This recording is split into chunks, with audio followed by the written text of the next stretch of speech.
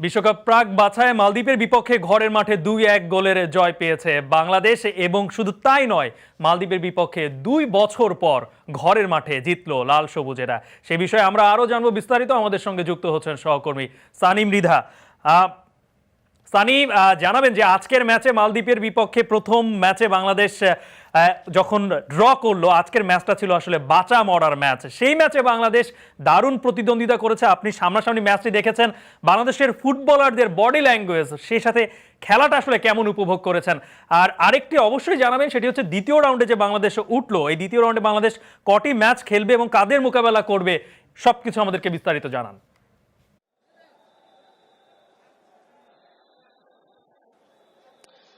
গালিব, আপনি যদি আজকের ম্যাচটি আপনিও দেখেছেন, বাংলাদেশ আসলে সাফের পর থেকে এক অসাধারণ এক বাংলাদেশ, যে ফুটবলটা বাংলাদেশ থেকে হারিয়ে যাচ্ছিল, মানুষের হতাশা ছিল, ভক্তদের খুবই আক্ষেপ ছিল যে বাংলাদেশের যে জৌলস ফুটবল নিয়ে, সেটা কিন্তু সাফের পর থেকেই মানে ধীরে ধীরে ফিরতে শুরু করেছে। যার প্রথম সাক্ষী হলো যে ঘরের মাঠে র্যাঙ্কিংয়ে এগিয়ে থাকা আফগানদেরকে রুখে দেয়। এরপরে কিন্তু বিশ্বকাপের প্রাক বাছাইয়ে ঘরের একই মানে মালদ্বীপের ঘরের মাঠে মালদ্বীপকে রুখে দেয়।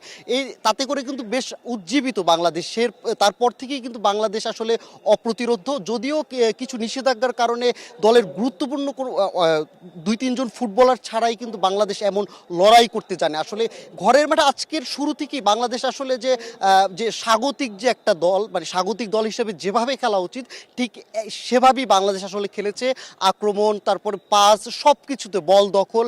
বাংলাদেশের ভিতরে একটা বিষয় যেটা আমার কাছে মনে হয়েছে যে তাদের জেতার যে ক্ষুধা, আগের যেমন একটা টেন্ডেন্সি ছিল যে বাংলাদেশ আসলে ড্র করতে চায় বা জাস্ট মানে ম্যাচটা শেষ করতে চায়, হারতে চায় না, কিন্তু এই বাংলাদেশকে দেখে মনে হয়েছে যে এই বাংলাদেশ জিততে চায়, এই বাংলাদেশ জেতার জন্য খেলে।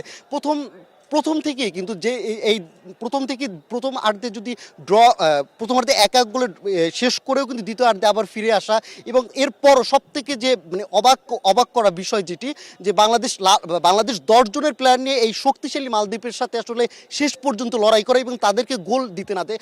এক অসাধারণ আসলে বাংলাদেশ। এবং এই বাংলাদেশ যদি এই পারফরমেন্সে আসলে অব্যাহত থাকে বা ধরে রাখতে পারে, তাহলে এটা আসলে বলাই যে বাংলাদেশের ফুটবলে অতি শীঘ্রই সুদিন ফিরে আসবে।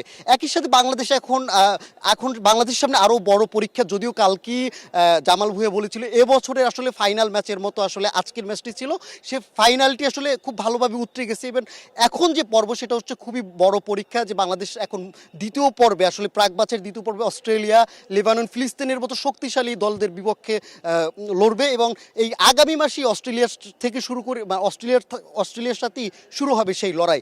তো গালিব, সবশেষ বসুন্ধরা কিংস অ্যারেনা থেকে আমার কাছে এই ছিল। বাংলাদেশের জয়ের খবর জানাচ্ছিলেন সহকর্মী সানি মৃধা।